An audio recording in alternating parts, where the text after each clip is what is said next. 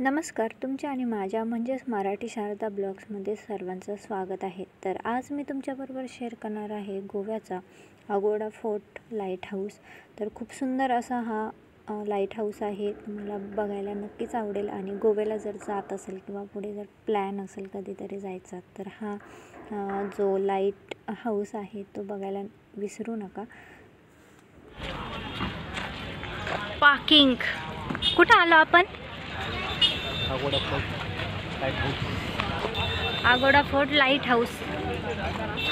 सरळ टोपी घेतला ती पांढरी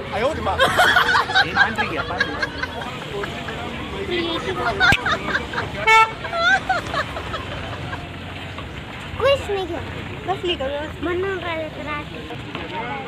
हा का?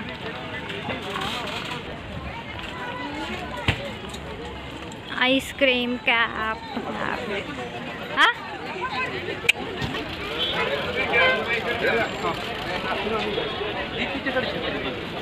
तिला नाही धरता यायचं ना. प्रगती बसली तर का नाही इथे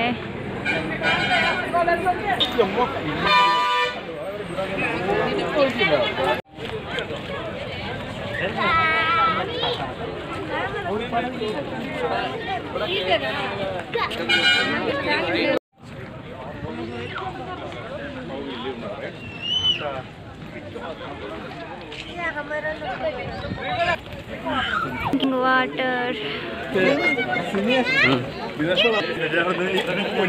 गर्दी गर्दी गर्दी.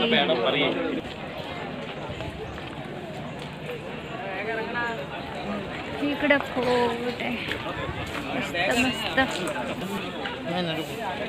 पायऱ्या.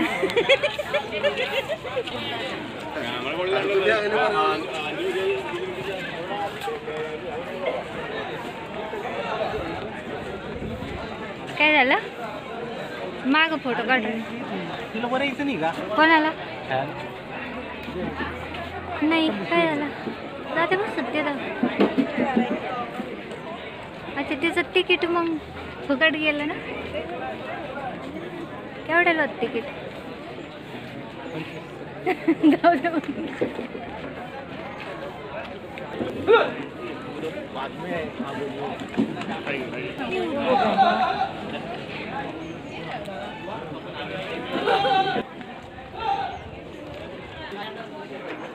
लाइटिंग गेट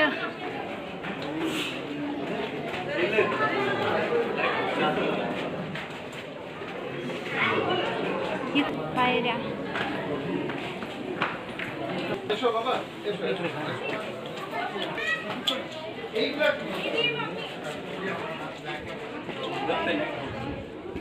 फोटो काढायचा.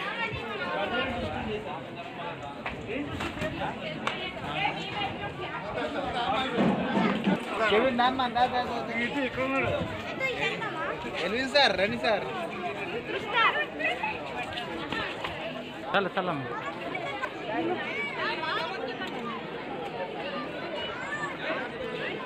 लाईट असं गोल गोल बिंगत रात्री. अच्छा तू दिसत होता काय मग त्या दिवशी आपल्याला रस्त्याने येताना?